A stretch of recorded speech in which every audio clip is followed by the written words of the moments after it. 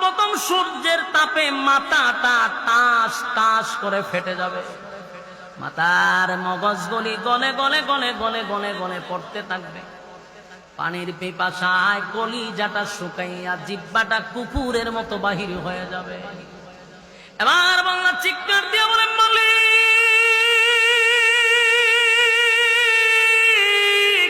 পানি দেন, আমারে পানি দেন, কলিজাটা শুকাইয়া আমার একেবারে শুকায়া গেছে, দেন না একটু পানি দেন, কলিজাটা ঠান্ডা করি। এমন চিৎকার দেওয়া শুরু করছে। ফেরেশতারা কয় এত চিল্লাচিল্লি করছ কা, সুজয়া কর। এতক্ষণ তো তারা সম্মান দিছে, ভিআইপি ছিল, এখন সে সাধারণ কাতারও দাঁড়াইছে, এখন হয়ে গেল সাইলেন্ট। বেশি চিল্লাচিল্লি করে ফিডায় ট্যাঙ্গে সঙ্গী ভেঙে গেলাম, আওয়াজ কম দে। হয় ভাই আমার ফানি দেন, ফানি কি চাইলি পাওয়া যাবে?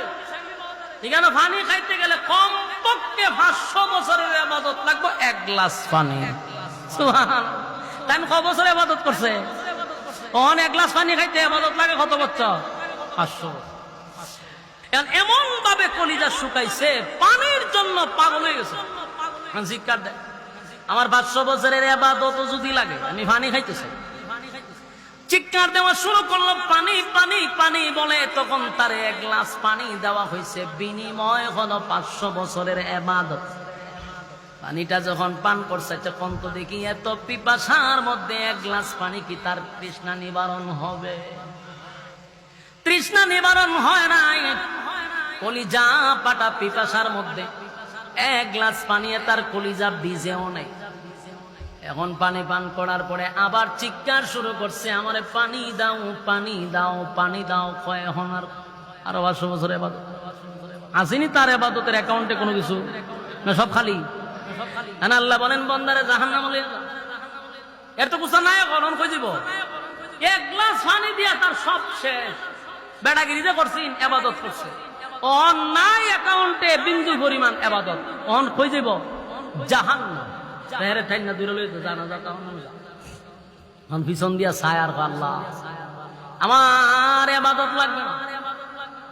আপনার দয়া মায়াটাই আমার জন্য যথেষ্ট ছিল, আপনার দয়া মায়াটাই যথেষ্ট ছিল। আল্লাহ কয়, বান্দা ইবাদত যা ছিল পানি দিয়াই তুই মিঠাইয়া দিলি, তুই যে আমার কাছে হিসাব চাস। বলতো বান্দা 500 বছর ইবাদত বন্দেগী করলো একটা দ্বীপের মধ্যে বইয়া। দ্বীপ বুঝুননি? কিতান দেখো, চতুর্দিকে পানি, মাঝখানে একটা চর, এটার নাম হইলো দ্বীপ।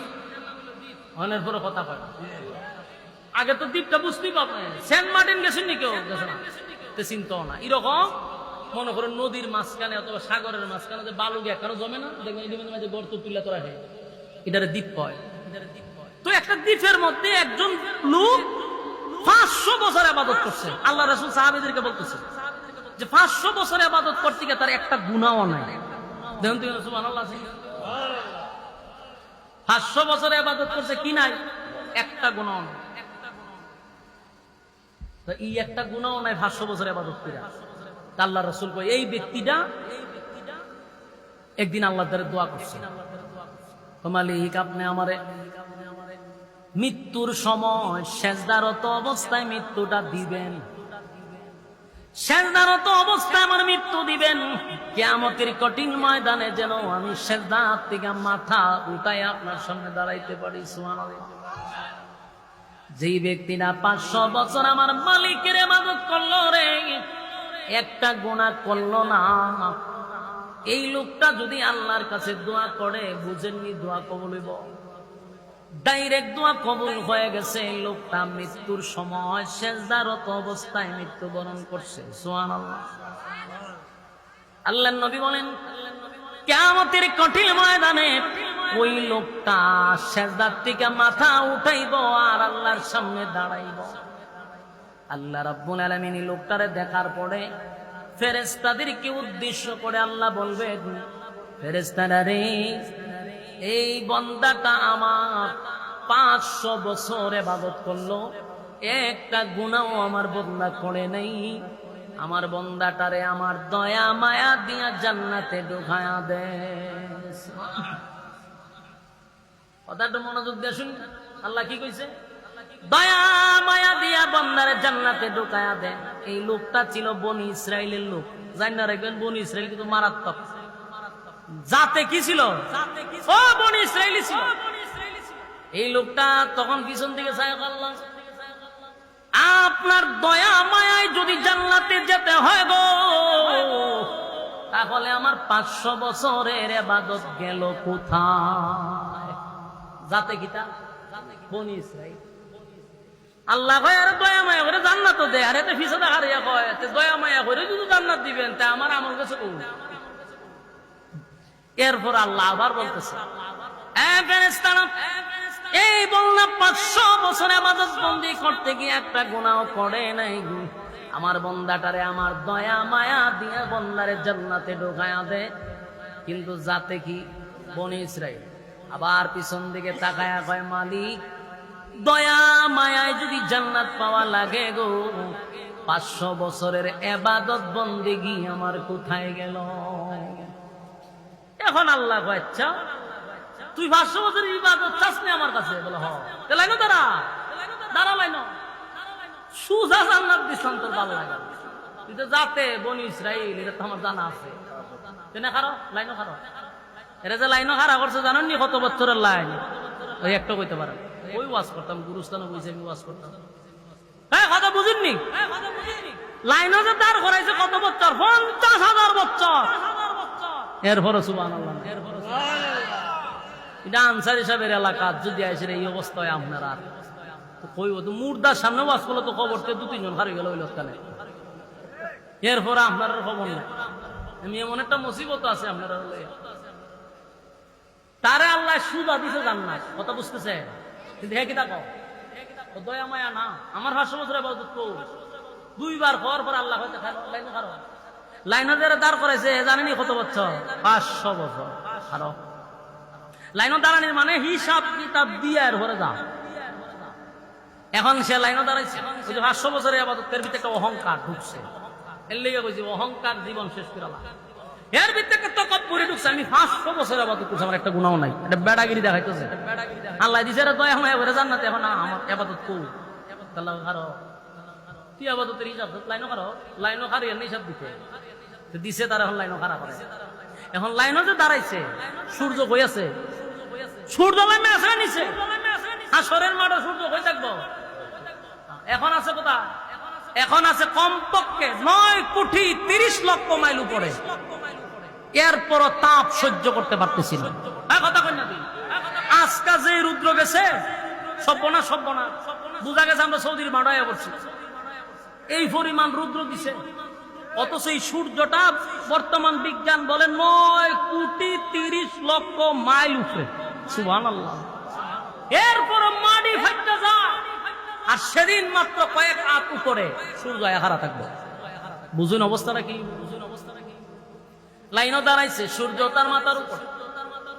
সর্বপ্রথম সূর্যের তাপে মাথাটা টাস টাস করে ফেটে যাবে, মাথার মগজগুলি গলে গলে গলে গলে গলে গলে পড়তে থাকবে। পানির পিপাসায় কলিজাটা শুকাইয়া জিহ্বাটা কুকুরের মতো বাহির হয়ে যাবে। এবার বাংলা চিৎকার দিয়ে বলে, মালিক